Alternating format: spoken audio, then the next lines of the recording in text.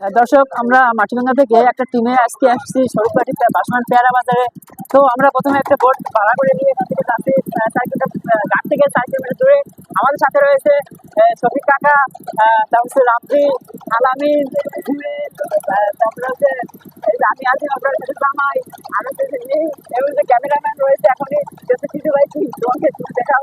তো পরবর্তী ভিডিও দেখাবো, আপনারা আমার সাথেই থাকবেন। আর ওই যে দেখেন কিভাবে ট্রলার যাচ্ছে, ট্রলার আসতেছে, ট্রলার একদম একটা বছর যায়, একটা পর একটা আসতেছে, মানে ট্রলার দেখো আয়া যায়, ট্রলার খালি আসতে যায়, এরকম মানে দৃশ্য পেয়ারার বাগান।